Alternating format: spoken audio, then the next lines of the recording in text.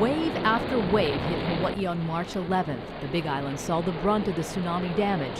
Who can forget this home floating away in Kealakekua Bay, water rushing over the pier on Ali'i Drive, or the battered Kona hotels. But it was the images of devastation in Japan that brought out our aloha spirit. The Kokua for Japan fundraiser raised $1.6 million. This outpouring of support came in a year when we marked the 70th anniversary of the Japanese attack on Pearl Harbor. The few survivors left returned for what could be their last time. 7 decades after World War II started, Japanese-American Nisei soldiers from the 100th Infantry Battalion, 442nd Regimental Combat Team, and the Military Intelligence Service received the highest civilian honor, Congressional Gold Medals. The war in Iraq ended after 9 years. Schofield's 25th Infantry Division was the last to leave. 80 didn't make it home. They were killed in action. For the rest, being home for the holidays was never so sweet. And it just really feels good to be with my wife and my boys. When APEC came to town in November, it hit a sour note with some businesses and commuters because of road closures and motorcades that stopped traffic on the H1. There was also talk about what delegates would wear for their photo, no aloha shirt, and what a torchlighter wasn't wearing in a video that went viral. A new governor brought change and controversy.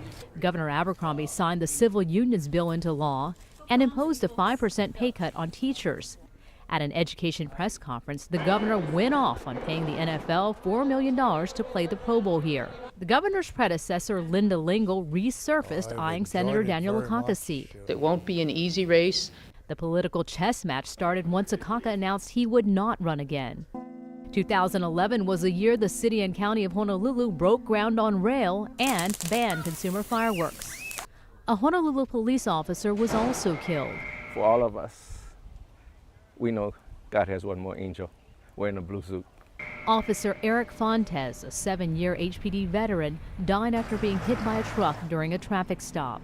The Blessed Mother Marianne Cope finally got approval from the Pope to be a saint. Meanwhile, 2 hospitals formerly run by the Sisters of St. Francis, Hawaii Medical Centers, went bankrupt.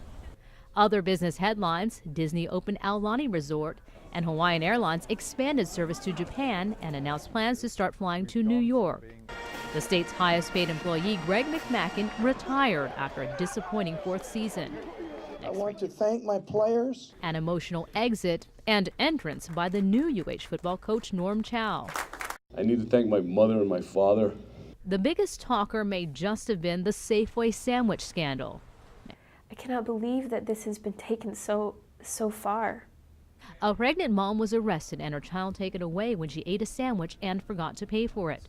Safeway apologized, but not before this story went national. There was more positive exposure for Hawaii from Hollywood. Hawaii Five-0 came back for season 2, and the islands had a starring role in at least 3 major movies. Just Go With It, Pirates of the Caribbean, and The Descendants. What a year it's been from start to finish. Tanya Joaquin, Hawaii News Now.